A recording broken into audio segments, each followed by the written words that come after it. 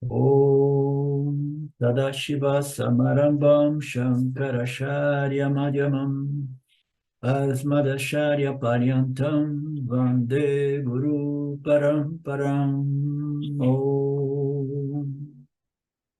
Om Shanti, Shanti, Shanti. Namastê. Nós estamos vendo, né, o resumo do capítulo 4. Né? Nós vimos que o primeiro tópico do capítulo 4 foi o Avatara, né? Nós vimos as diferenças entre um Avatara e um Yani, né? E um Jivanmukta, de ângulos diversos, né? A natureza, o propósito, etc, etc. Então, após esse tópico, o Lord Krishna começou a falar, né, sobre os sannyasis, né? Ele falou sobre o Yana Karma Sannyasi e o sannyasi tradicional, né? O sannyasi tradicional é aquele que vive fora, né? Fora da sociedade, em seclusão. Você diz seclusão? Seclusion? Não, né? Reclusão. Ah, se usa o R, né? É. Então, em reclusão, porque ele não quer se distrair com os afazeres do mundo, né? Então, aquele é o sannyasi tradicional, mas neste capítulo, o Lord Krishna, ele ressalta, né? Como é que se diz? Será que o meu português vai voltar bem hoje? Ele salienta, né? Ele exalta o fato de que o grihasta, aquela pessoa que é enganjada nos afares do mundo, né? Ele também pode ser um Jnani, né? Então, ele apresentou o conceito do Jnana Karma Sannyasi.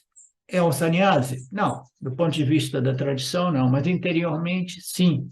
Por quê? O que faz uma pessoa ser um sannyasi é a renúncia desta pessoa em relação ao ego. Eu sou o fazedor, eu sou o desfrutador. O Jnani é aquele que transferiu o seu senso de identidade do ego para a consciência. Então, ele renunciou àquilo que é a renúncia final, a renúncia importante, né? Não importa, você pode renunciar à participação na sociedade, você pode renunciar, né, estilos de cabelo, ou estilos de roupa, né, as modas, pode renunciar a tudo. Mas se você pode até se tornar uma pessoa religiosa, espiritual, mas ainda assim você não renuncia ao ego espiritual, aquele sentimento de que eu sou um grande, né, religioso, espiritual, etc, etc. Então, a renúncia final é que faz de um sannyasi, seja ele um sannyasi tradicional ou um sannyasi, né, grihasta, um jnani grihasta, né? Então, essa renúncia final é que determina, né, o autoconhecimento e moksha, que aqui é apresentado como uma alternativa, né, ao sannyasi tradicional, né? Porque a renúncia é puramente interior, como nós sabemos, né? A renúncia após a ação, a renúncia no meio da ação, né? O Yana Karma Sannyasa, ele continua a fazer tudo como antes, mas internamente existe uma diferença. Ele não se sente realmente o originador, o executor, o experienciador, né?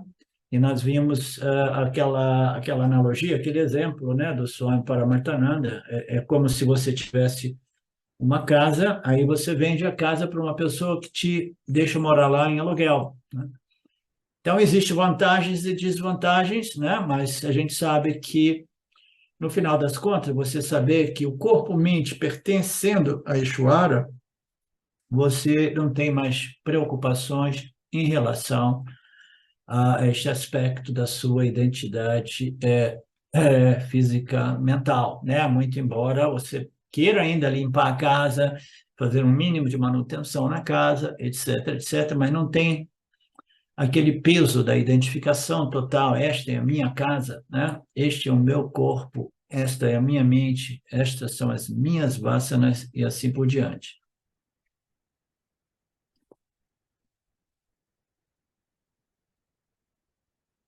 Então, a transformação é qual? É que ele se torna equânime em relação aos desejos, né? Às fantasias. Tudo isso é queimado no fogo do autoconhecimento, né?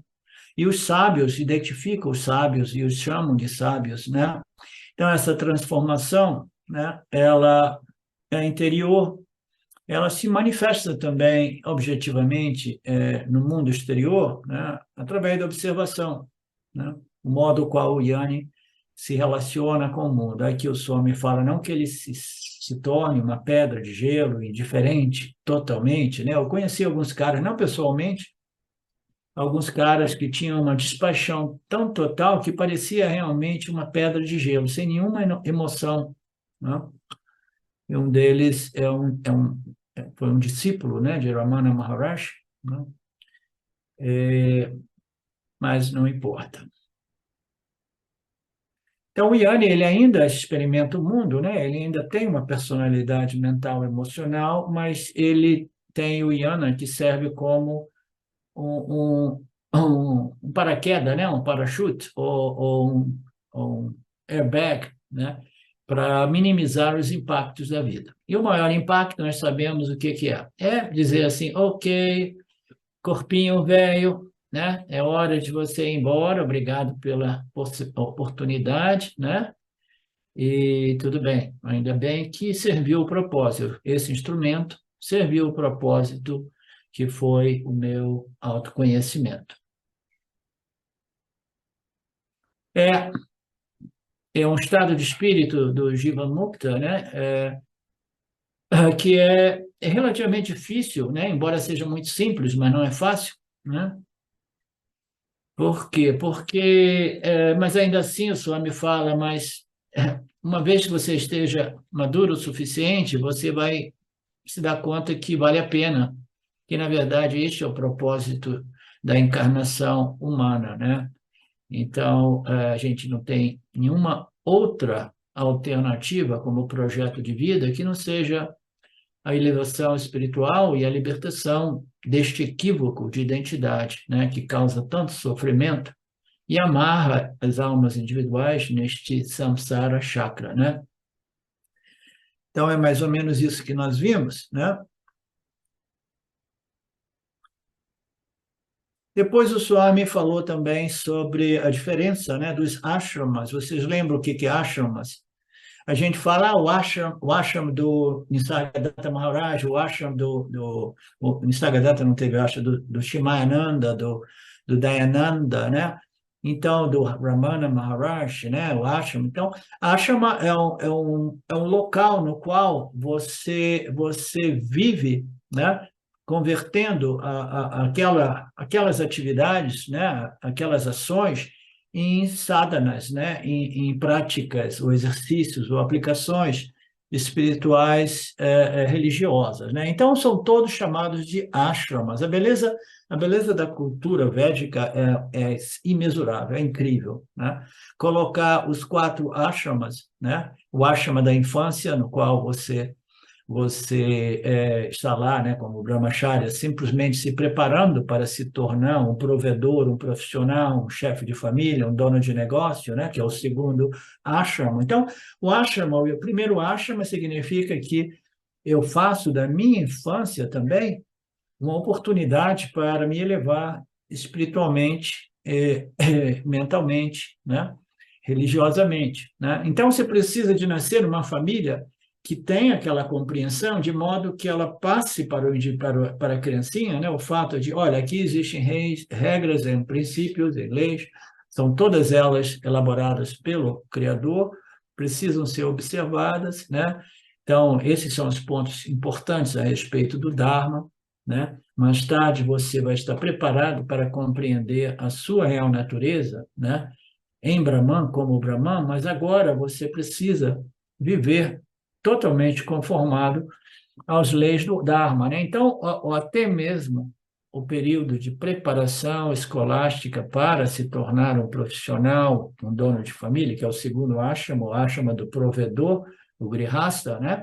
Então, esta primeira etapa também tem, né, é permeada, né, com esta atitude, essa compreensão, o desenvolvimento desta religião, desse conhecimento religioso e espiritual, né? O segundo ashrama, a mesma coisa. Aí é um pouco mais desafiante como Grihasta, porque existem, né, muitos desafios na vida, né?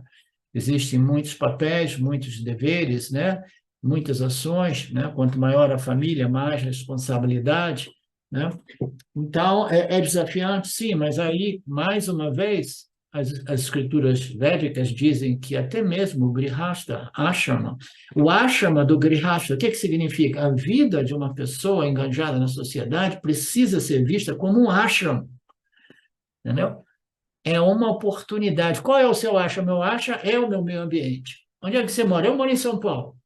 Então, tudo ali não, mas agora, através da internet, eu transaciono com todo o Brasil, e às vezes até com o exterior. Então, o meu acha é o nosso mundinho, né? Então, eu vejo tudo como um meio ambiente que me propicia o crescimento, a elevação espiritual. Isso é algo muito único, né, da cultura, da religião hindu, né? Só um minutinho, deixa eu mudar isso aqui. Então, essa é a beleza. Aí, depois do Grihasta, tem outro ashrama, que é o ashrama do aposentado. O aposentado, ele se retira do mundo dos negócios, etc., e ele vai estudar as escrituras, né? E aí, mais tarde, ele se torna um sannyasi, realmente um sannyasi. Ele abandona os vínculos com a sociedade, ele renúncia, né? Ele passa, né? Relega todas as responsabilidades para os familiares, ele doa tudo para os familiares, e aí ele se torna um sannyasi, né? Então, estes são os quatro etapas de desenvolvimento, né? Do ser humano, né? Então, na cultura védica, peraí que eu estou fazendo uma coisa aqui em paralelo. Okay. Na cultura védica, a vida é um ashram. Que tipo de ashram? Quatro tipos de ashrams, né? O primeiro ashram prepara para o grihasta. E o terceiro, que é o período que você se aposenta e começa a andar mais devagar, delegando as coisas para os filhos ou o que seja, vai preparar você para a vida de reclusão total, né? Então, existem fundamentalmente dois ashrams, né? O grihasta e o sannyasi, né? Que é o sannyasi tradicional. Então, ele entrou, ele tocou no assunto dos ashrams, né?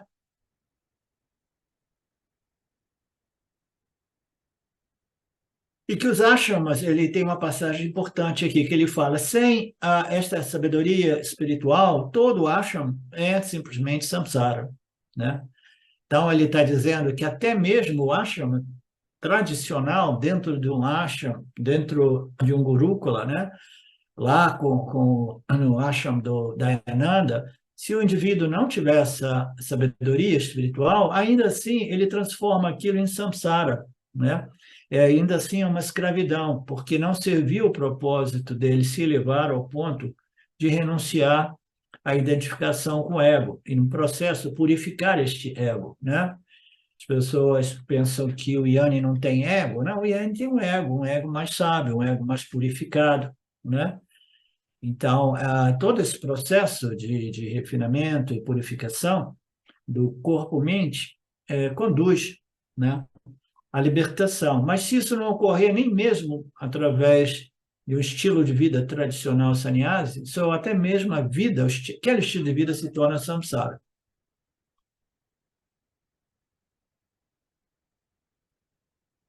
Ok.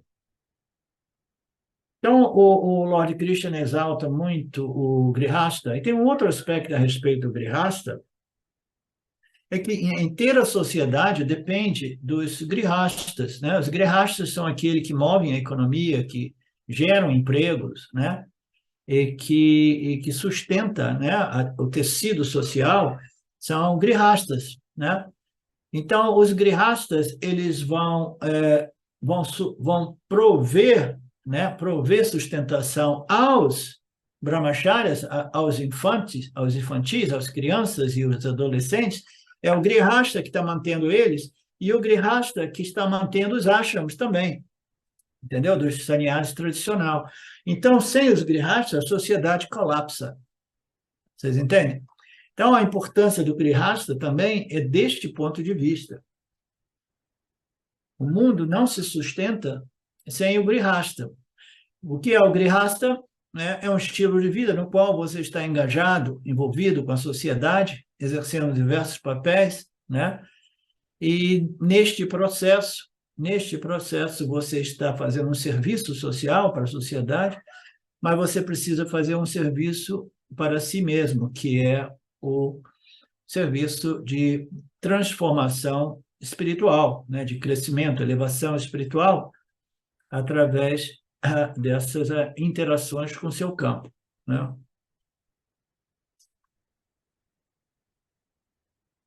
Depois disso, o Krishna Guru fala sobre as práticas espirituais e os resultados dessas práticas espirituais. Quais são os resultados da sadhana, né? Sadhana pala. Pala são resultados, sadhana são esforços ou práticas, né? E ele fala qual é o resultado do yana sadhana palan. So, o yana sadhana é aquela prática espiritual, o esforço de compreender essas escrituras do Gita e dos Upanishads, né? E qual é o fruto de tudo isso, né? E quais são as preparações, né? E como eu faço essas práticas, esses esforços espirituais? Muitas sadhanas, né, servem este propósito, né? Mas nós sabemos, e nós vimos já diversas vezes, que existem fundamentalmente, dentro do âmbito da nossa tradição, existem somente duas vasanas, duas sadhanas. Quais são essas duas sadhanas? São dois caminhos espirituais, são dois tipos de práticas espirituais, que uma é através da ação e outra é através da reflexão, estudo, reflexão e contemplação, né? Então, uma é o Karma Yoga e o outro é o Jnana Yoga. O Jnana Yoga são os ensinamentos dos Upanishads, que estão embutidos no Gita também. O Karma Yoga são os relacionamentos, são os conhecimentos a respeito do relacionamento entre Ishvara, Jiva e Jagat, né? O Criador, a criatura e a criação, né? Então, nós temos esses duas práticas espirituais e todas elas ambas estão sobre a umbrella do Vedanta, porque ambas dependem de jnana, de conhecimento. Um é o conhecimento de Nitya, Ishvara, Jiva, Jagata, e o outro é o conhecimento de Satya, né? Então, ambas são yogas de conhecimento, mas uma tem um enfoque no aspecto do Grihasta, que é simplesmente a sua interação no mundo e de qual modo ele pode converter essas interações em práticas ou exercícios religiosos e espirituais, né? O Jnana Yoga já não. O Jnana Yoga é simplesmente um outro tipo de esforço, ou sadhana, em compreender, refletir, estudar e compreender as declarações finais dos Upanishads. Fundamentalmente, existem somente dois caminhos: o caminho da ação, a partir de uma determinada compreensão a respeito do meu relacionamento com Ishvara e Jagata, né? Compreensão dessas leis e princípios que regem o campo, a compreensão de Mitya. Então, este é um caminho que, através desta compreensão, tem o potencial de produzir uma certa atitude religiosa e espiritual de gratidão, de reverência, de doação, né, pela oportunidade deste nascimento humano, né? Então, este é o Karma Yoga, que depende de uma compreensão que se desenvolve como um espírito que permite ao indivíduo viver no mundo, transformando o mundo num ashram, né? De tal modo que ele possa crescer, desenvolver as qualificações necessárias para efetivamente, eficazmente, entrar no Jnana Yoga com grande possibilidade de sucesso. Portanto, o Jnana Yoga sem o Karma Yoga é praticamente impossível. Isso aí é uma coisa que a galera aí do Ocidente, a galera A galera do mundo em geral, porque a Índia também, essa cultura indiana está sendo destruída, né, cancelada. As pessoas querem ser espirituais, mas elas não querem compreender o Criador, não querem compreender Mitya. Eles falam, não, isso é coisa do passado, é coisa antiquada, né? Então, não. O Yin Yoga, o pessoal aí do caminho direto, né, que quer entrar direto, não, eu sou consciência, isso e aquilo, e cada um vai falando as suas bobagens, né, criando, né, interesse aos outros de atalhos espirituais, como se fosse possível atalhos espirituais, gratificações ou resultados instantâneos, isso vende. Tudo isso vende, né? Mas tudo isso é ilusão, é fantasia, porque o Yin Yoga, o conhecimento final, sem o conhecimento preparatório, é praticamente impossível, né? É isso mesmo, Marcelo? O que você acha? Concordo ipsis literis. Ok, ainda bem. Do sânscrito para o latim agora, integralmente, letra por letra, Ok. conforme está Então, escrito. tem diversas.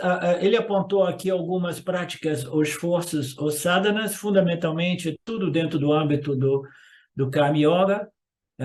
Até mesmo dentro do âmbito de Vedanta, existe uma linha vedântica que diz que existem diversas práticas espirituais, aquela que vem do Vivekananda, que diz que não, você pode ser, dependendo do seu temperamento, né? Você pode seguir o caminho da devoção. Por quê? Porque você é uma pessoa mais emocional. Então, você é um bhakta, né? Você é um devoto e, através da devoção, você se liberta, né? Aí ele diz, outras pessoas que são mais rajásicas, né? Têm que seguir o caminho da ação. Aí eles falam, não, você que tem esse temperamento mais ativo, você deve seguir o caminho do Karma Yoga, né? Aí eles dizem também que existe também o caminho, eu esqueci, tem outro, eles apresentam 4 variações. E se você for uma pessoa muito intelectual, você tem que seguir o caminho do Yin Yoga, né? Assim, o caminho é se você for uma pessoa mais contemplativa, você tem que seguir o caminho do Vipassana. Então eles dizem que existem 4 caminhos que levam ao autoconhecimento, a moksha, né? A nossa tradição diz que existem somente 2, né?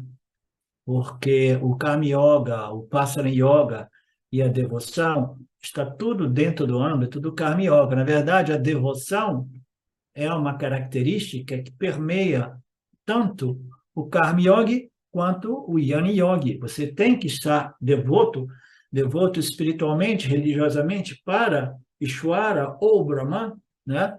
E você tem que ter uma devoção, um amor, um carinho, né? Um desejo ardente, né? O que é a devoção? A devoção é um desejo firme, né? Um desejo inabalável, né, por alguma coisa, então você se torna devoto de alguma coisa, você ama alguma coisa, você deseja tanto, né? Então, este é o desejo dos desejos, né? E você não consegue ter sucesso no Yin Yoga, a menos que você esteja muito devoto ou devotado.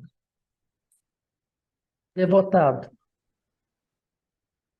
A menos que você esteja muito devotado, né, nesta busca, né, nessa busca de quê? Pela compreensão da minha real natureza como aquele princípio livre e independente das experiências do corpo-mente. Então, todas as práticas, né, octuple do Ashtanga Yoga, né, do Yoga Sutra, tudo aquilo é parte integrante do Karma Yoga. Qualquer ação que possa produzir um melhoramento do complexo corpo-mente é parte integrante do Karma Yoga, tá? E neste caso, do Ashtanga Yoga, é tudo a respeito de melhoramento da mente, né? As práticas de meditação, etc. Então, ele falou sobre os 2 tipos de jnana, um é conhecimento espiritual e outro conhecimento sagrado, o autoconhecimento. Yajanaha, dois tipos de Yana Yaja. Um é o conhecimento espiritual, que é o conhecimento mais elevado. Então, este é o conhecimento final, né?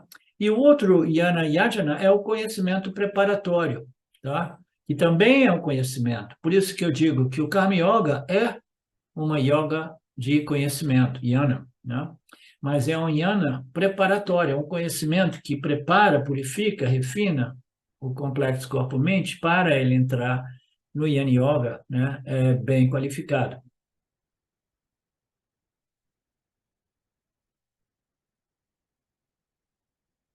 Ele falou sobre o pranayama, e nós abordamos isso já profundamente, né? Muito bonito, né? Você compreender que os pranas também é uma expressão de Ishvara, né? Do Criador, e compreender, né? Essa disciplina, compreender a tecnologia dos pranas, né? E o modo qual ele pode te ajudar, né? Pode nos ajudar a desenvolver uma mente muito focada e muito elástica, né? Muito flexível, né?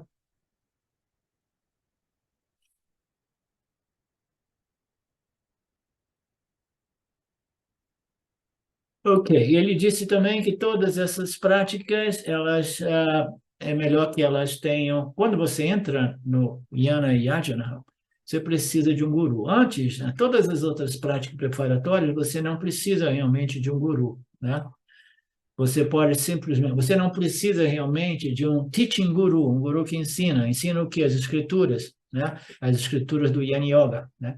Então, quando você está preparando a mente, você não precisa realmente de um guru que ensina, você precisa de um guru de iniciação, digamos assim. Ele vai dizer, faça isso, isso, isso, isso, né? E quase sempre ele diz que você se liberta, né? Porque ele não quer desmotivar o discípulo, né? Imagina se eles dizem, não, você faz isso, isso, isso, isso, mas nada disso vai te libertar, nada disso vai produzir a felicidade. Tudo isso vai ser uma preparação. A maioria das pessoas no dia de hoje fala, não, não, não, não. E os gurus de iniciação, muitas vezes, eles têm que ganhar dinheiro e eles, né, eles fazem promessas falsas, mas é um erro condutor, né, porque pelo menos a pessoa está se movendo sem saber, né, num caminho que prepara, que refina, que melhora, mas que jamais irá produzir ou entregar o autoconhecimento, porque o autoconhecimento requer estudo, reflexão e contemplação sobre a luz dos ensinamentos do Jnana Yoga do Vedanta com a ajuda de um guru que ensina. Então, no Jnana Yoga é que nós precisamos, acima de tudo, de um guru ensinante. Tá?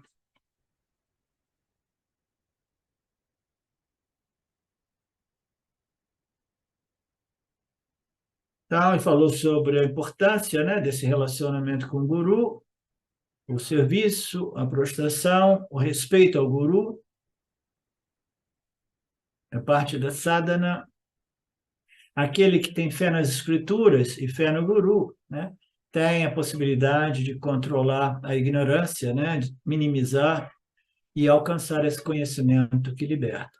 Ele, sim, ele alcança a paz suprema, né?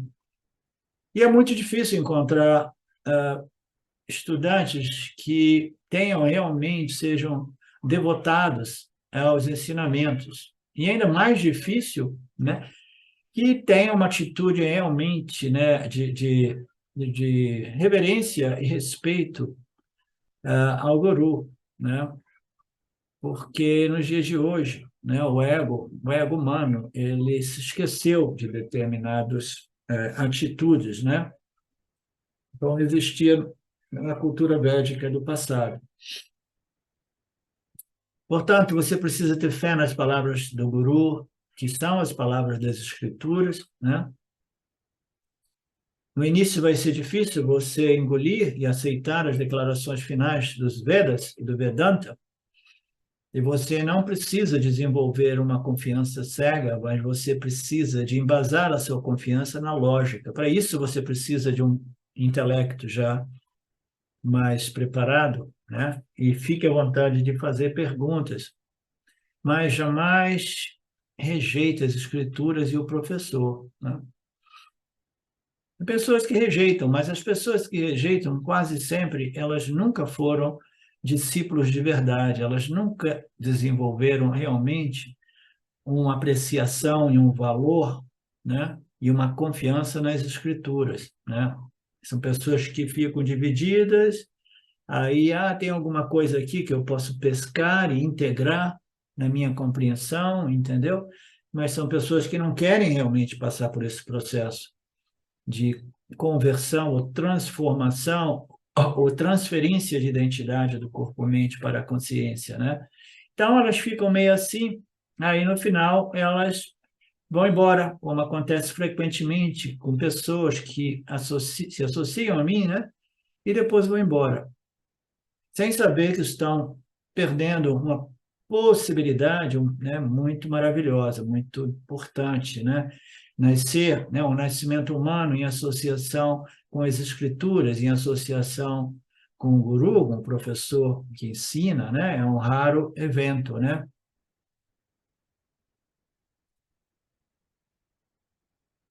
Portanto, Shraddha, então, finalmente, a confiança. Krishna enfatizou mais a questão um desejo profundo, um compromisso ardente, sincero, né? Então, este é um outro ponto, né? Se a pessoa não tiver realmente, genuinamente, sinceramente investido, né, ou comprometido com o autoconhecimento, ela desiste no meio do caminho, não tem a menor dúvida, né? Existem diversos obstáculos neste caminho, e se o indivíduo não estiver muito comprometido, ele desiste sim. Seu esforço precisa ser sincero, e essa sinceridade, esse desejo vai produzir o que? A coragem necessária. Isso é uma coisa que eu me dei conta, e eu falava sobre isso, até mesmo antes de eu começar a ensinar o Vedanta, né? Mas a busca disso, isso, mas eu quero tantas outras coisas do mundo, eu fico com medo, esses satsangs seus me assustam. Eu falo, não, você não precisa abandonar o mundo, você não precisa abandonar os apegos com as coisas, pessoas, circunstâncias, né, e eventos, porque isso te assusta neste momento, né? Mas em seu devido momento, né, a sua associação com esses ensinamentos vai desenvolver compreensão e a compreensão ela produz a coragem. A coragem é uma coragem? É e não é, porque você está simplesmente, eu tenho coragem de arriscar mais e mais neste processo de autoinvestigação e autoconhecimento. O que eu tenho para perder? Eu coloquei tudo na balança, né? O custo-benefício, estou perdendo nada. Eu só tenho a ganhar. Então, é a coragem, realmente? Coragem, de repente, só no início, né? Que você ainda não tem uma compreensão do valor das escrituras, e você tem que, ainda assim, né, dar um passo avante, dar um outro passo avante, apesar de todos os apegos no samsara, né? Interesse.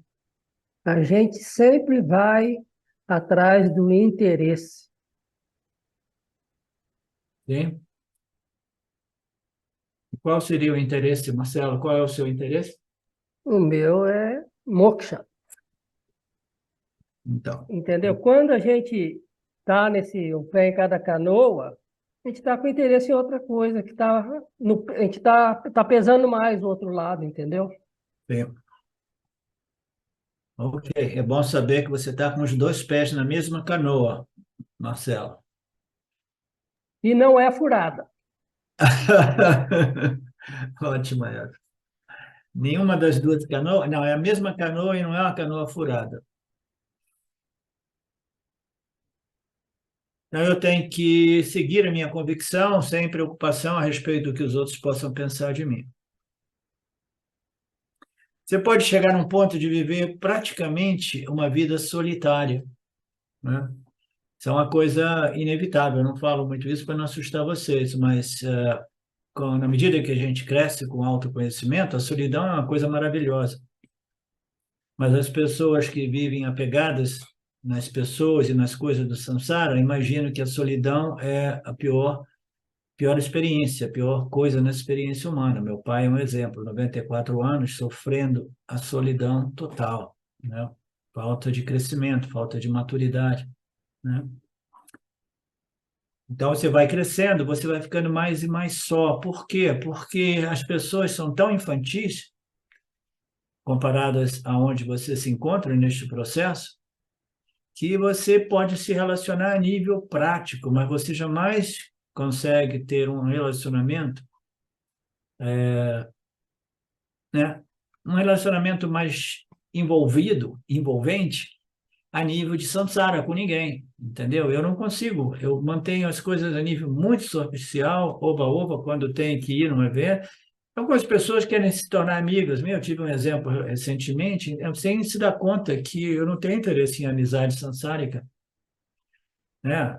Opiniões sociais, políticas, e isso e aquilo, os seus problemas psicológicos. Não tenho interesse em entrar em nada disso, né? Então, inevitavelmente, o Yanni, ele vive uma vida solitária, sim, tá? Mas é uma solidão maravilhosa, porque você evita todas as encrencas referentes às associações com as pessoas sansáricas. A associação com pessoas sansáricas, auto-ignorantes, é uma fonte de encrenca. É mais ou menos isso, Alexandre, você concorda?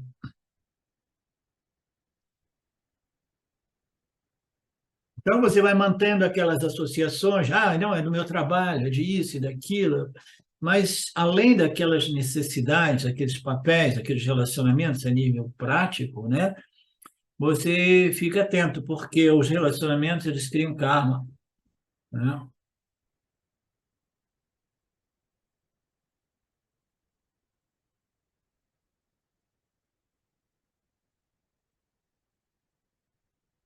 Tem um Swami falando aqui que, às vezes, eles têm que esconder que estão indo para as aulas do Swami, eles saem do escritório e vão secretamente para as aulas, por quê? Porque pega mal os outros saberem que eu tenho interesse nos ensinamentos védicos vedânticos, né? Portanto, no início, a coragem é necessária, mas só no início, porque depois de um pouco você diz assim, nossa, como eu era tolo de estar preocupado com aquilo que os outros pensam de mim, né? Eu tive uma situação aqui neste lugarejo onde eu vivo, que algumas pessoas de fora, né, tiveram uma decepção, porque eu não sou um sannyasi de Osho, realmente, né? E que isso e aquilo, né? E aí começaram a falar mal de mim para todo mundo, né? Muita decepção que eu tive com aquele cara, isso e aquilo. Aí, como resultado, eu acabei isolado, né? Sem saber que a pessoa me fez um favor, porque eu já me auto-isolo e às vezes é embaraçante se auto-isolar, né? Putz, eu tenho que me auto-isolar, a pessoa faz um convite, isso e aquilo, vou rapidinho. Não, assim, eu sou auto-isolado, né? Graças à ajuda dos meus ex-vizinhos, por exemplo, né? Então, o Yanni é aquele que vive bem consigo, né? E que não tem esse problema. Mas no início, o Aniane, ele fica meio assustado às vezes, né? Não sempre.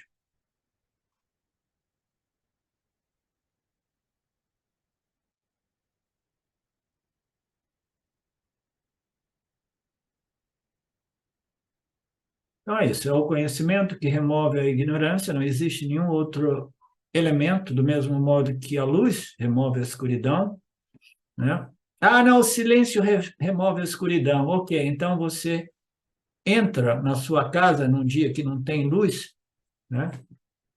E faz uma meditação na varanda, entra em total silêncio, vai ver se o silêncio vai iluminar o meio ambiente. Não, não ilumina nada. A única coisa que irá iluminar um ambiente escuro é a luz, né? Então, do ponto de vista espiritual, todos esses, ah, como se diz, símbolos, né, da consciência, como o silêncio, o vazio, nada disso resolve o problema. Somente o conhecimento cancela a ignorância, como nós sabemos. A ação não pode destruir a ignorância, né? No Atma Bodha, um outro exemplo, pois não está em conflito e não se opõe à ignorância, né? Então, este não é novo para nós, né? Nós do Vedanta Brasil compreendemos esta declaração já dá muito tempo, mas cabe lembrar, né? Porque a maioria de nós ainda tenta resolver a problemática humana através das ações. Mas se você age simplesmente para contribuir, sabendo que você não se resolve através da ação, né? Então que você continue a agir com este propósito, a ação com o espírito de doação, com o espírito de reverência, de gratidão e contribuição para a sociedade, né? Então, ela serve determinado propósito, mas jamais o propósito de me completar. Por quê? Porque as ações jamais irão abordar a causa raiz do problema, que é a ignorância. A ação convive com a ignorância em maior amizade, né? Quantas pessoas, né, agem na esperança de remover a problemática humana, e as ações estão lá, amiguinhas com a auto-ignorância, amiguinhas, né, com os sentimentos, né, negativos do samsara. Somente o conhecimento realmente destrói a ignorância, do mesmo modo que somente a luz destrói a escuridão. Portanto, somente o autoconhecimento irá resolver esse problema. E você precisa de um meio de investigação, as escrituras, né? As escrituras, como nós já vimos, é um espelho que reflete para o Jiva-Atma a sua real identidade, infinitamente não limitada, até que se torne um fato, aquela reflexão, aquela visão, aquela imagem, né? Então, você precisa do espelho do Vedanta, e o guru é aquele que vai tentar segurar o espelho de modo mais preciso, de modo que o discípulo, né, não utilize o espelho de modo indevido ou inadequado, né? Porque a mente humana comete esses erros, né?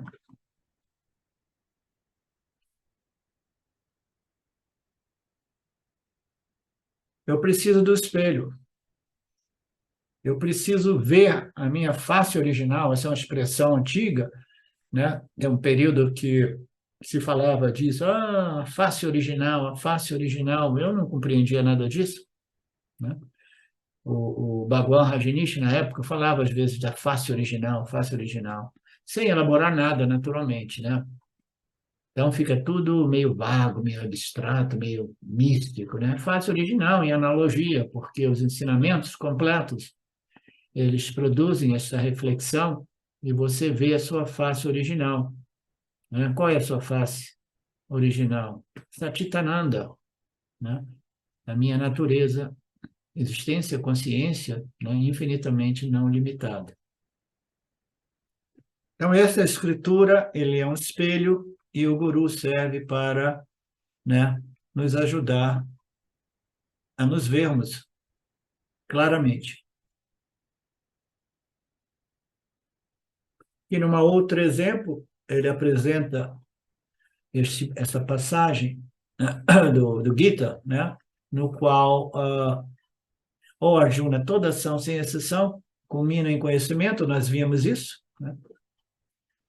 Nós vimos que toda e qualquer ação nos dá a possibilidade de conectar os pontos entre minhas ações e os frutos das minhas ações e obter um conhecimento.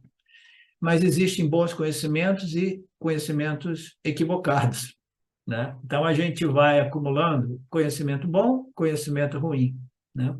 Mas se a gente vive sob a luz dos ensinamentos do Gita, do Bhagavad Gita e dos Upanishads, né, principalmente do Gita, porque aqui se refere a yajanas das ações, né? Então, as ações, sem exceções, irão produzir a minha elevação espiritual, o meu crescimento espiritual, o conhecimento a respeito, né? Ishwara, Jiva, Jagata, que me prepara para o autoconhecimento.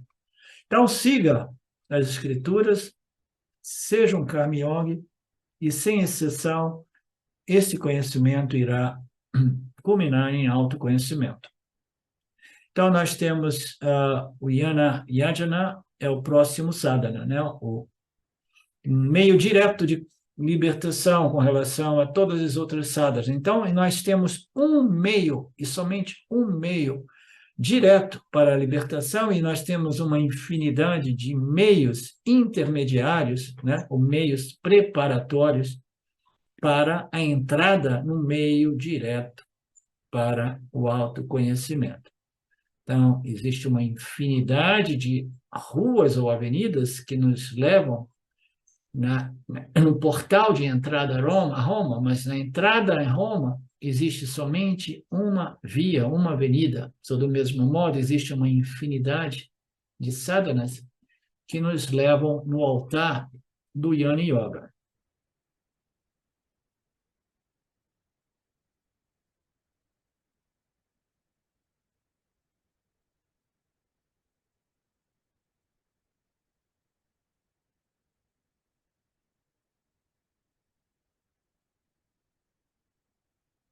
Você pode escolher qualquer sadhana, né, do ponto de vista de preparação. Pranayama, etc., etc., tudo isso é parte do Karma Yoga. Ok.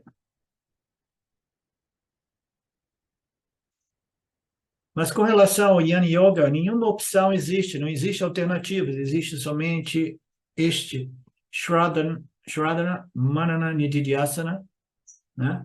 Sob a luz dos ensinamentos dos Upanishads, com a ajuda de um professor competente, né? Então, é uma e somente um caminho que cancela a ignorância. E aqui tem um exemplo típico, né, dos templos indianos, né, védicos. Você pode entrar num enorme templo, né, hindu, né, por qualquer um dos portões, norte, sul, leste ou oeste, mas para entrar no santuário você tem que passar apenas por um corredor, por um portão. Assim, Krishna glorificou o Jnana. Então, Krishna glorifica ambos. É por isso que o Arjuna aparentemente ficou um pouco confuso, né? Tem um momento que ele diz: você está me confundindo, você está glorificando o Jnana e você está glorificando o Karma Yoga, as ações, né? Qual é a melhor?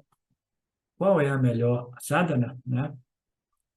E às vezes o professor, né, tem que simplesmente dizer alguma coisa que continue motivando o discípulo até que ele esteja preparado para saber que Karma Yoga não produz o autoconhecimento e moksha, né?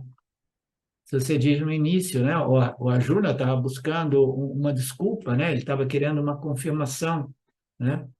Ele queria que o Krishna, Guru, dissesse para ele: tudo bem, seja um sannyasi e se retire do campo de batalha, né? Então, ele tentou convencer, né, Krishna. E o Krishna, no final, para ajudá-lo a fazer o que ele precisava fazer, ele teve que exaltar o Karma Yoga, dizendo que Karma Yoga é superior que o Jnana Yoga. Mas anteriormente ele tinha dito que o Jnana Yoga é superior, né? Então, é superior relativamente, dependendo do discípulo, naturalmente, né? O que é superior para uma pessoa pode ser inferior para outra.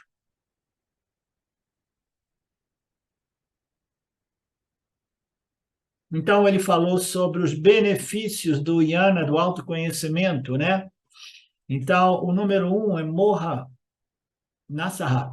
Todos os conflitos da vida vão embora.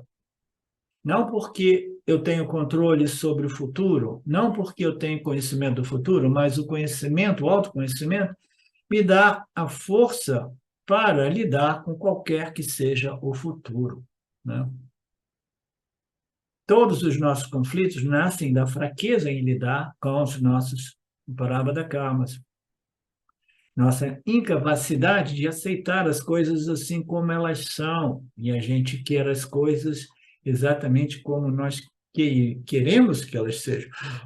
Então, esta é a fonte, né? É a única fonte do sofrimento psicológico humano, esta ignorância que se manifesta com esta fraqueza emocional de aceitar o inevitável, né? Aceitar o que eu não tenho controle sobre o campo, né? Não tenho nenhum controle, o que será, será, né? Mas se você for auto-reconhecido, esta força, esse equilíbrio para enfrentar as crises do futuro estão sempre lá.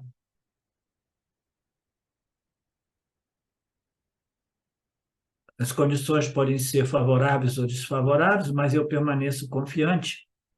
Confiante em quê? Confiante de que nada pode realmente me tocar, porque eu sou Satitananda. Ou se meu conhecimento a respeito da minha natureza Satitananda não é claramente estabelecido, com firme convicção, pelo menos eu tenho conhecimento que eu aceito tudo aquilo que vem do Criador. Tudo que é o meu parábada, eu aceito com gratidão, sabendo que a dor é parte integrante da vida, a vida é feita de prazeres e dores, eu aceito ambos com total confiança de que Deus, acima de tudo, sabe o que está fazendo, né?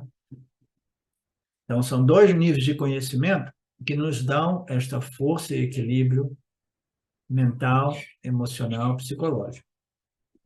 Esses são os palas, os resultados do conhecimento, né? Conhecimento obtido através do Karma Yoga e do Jnana Yoga, que são os únicos dois sadhanas que existem, né? Fundamentalmente na nossa tradição.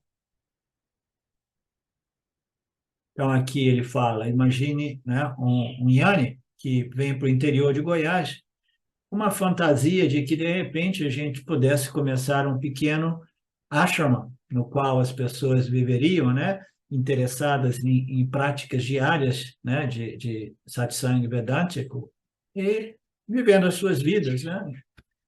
E ainda assim. Então, o Yanni, ele sabe, né, ele tem uma visão, ele começa a se movimentar numa determinada direção, mas se funciona bem, se não funciona, igualmente bem, maravilhoso, né? Então, essa é a mente do Yanni. Ele jamais se decepciona, muito embora aqui e ali ele também, né, tenha alguns desejos. E qual o problema desses desejos? Nenhum problema, é um problema, é um desejo puramente dármico, satívico e não vinculante, né? E de tal modo que o Yanni, ele é equilibrado, seja no sucesso ou no fracasso. Não existe fracasso do ponto de vista do Yanni, né? Então, este é o benefício número 1, o benefício do autoconhecimento. Então, nós vimos também o outro benefício é que ele vai destruir todos os papas, né? E o terceiro benefício é que vai destruir todos os punhas também, né? Aí a pessoa, punha não. Sim, né? Quando você transfere a sua identidade do corpo-mente para a consciência, você se torna aquele princípio, testemunha, consciência, né? Que não é uma entidade experiencial, né? E você, daquele ângulo de conhecimento barra experiência, né? Você não se preocupa mais em situações favoráveis ou desfavoráveis, né? Então, você não se exalta, você não pula de alegria com punha, e você jamais sofre com o Papa. Não tem modo de deixar o sistema punha-papa a menos que você abandone o inteiro sistema, né? Eu não pode, não, eu mantenho o meu punha e eu quero abandonar ou neutralizar o Papa. Não, não é possível. Você não tem controle sobre o campo.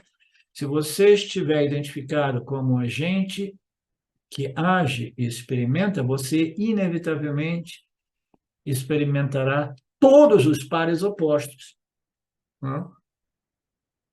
né? Basicamente, os prazeres e dores da vida. Mas se você transfere a sua identidade, então você transcende o punha-papa, né? O que significa? Significa que você não liga mais para os punhas mundanos, porque você obteve um punha superior chamado de Shanti, paz, satisfação, além da compreensão do intelecto, porque ela não depende do campo, das circunstâncias do campo, tá? Então, o punha também é destruído, o punha mundano, mas o punha mais elevado que existe, que é satisfação inerente a compreensão de sua real identidade, permanece lá como uma paz interior.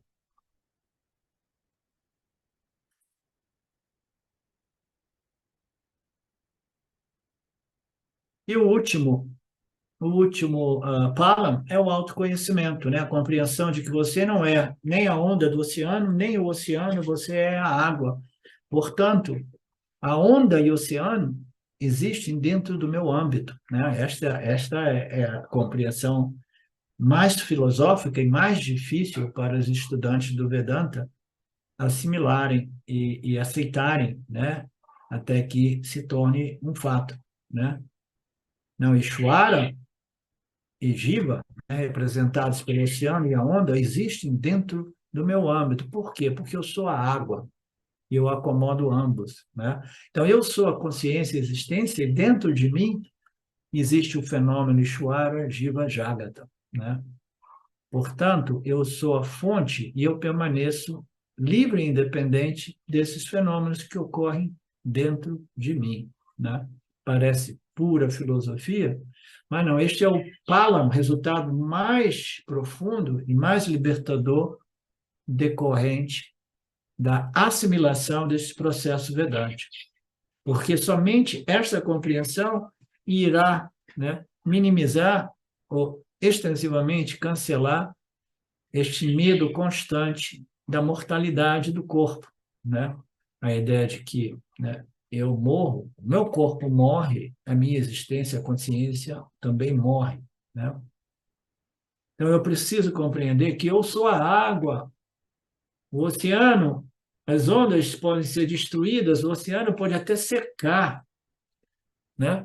Mas eu vou existir dentro do planeta como água, né? Então a água, sendo a essência deste oceano e destas ondas, né? Em analogia, é a consciência, a essência de Ishvara, Jiva e Jagata. Este é o benefício superior.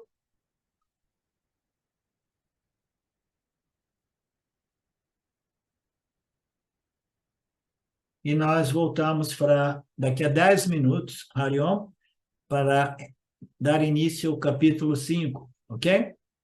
Namastê. Om Purnamada Purnamidam Purnamudachyate Purnasya Purnamadaya Purnameva Vashishate.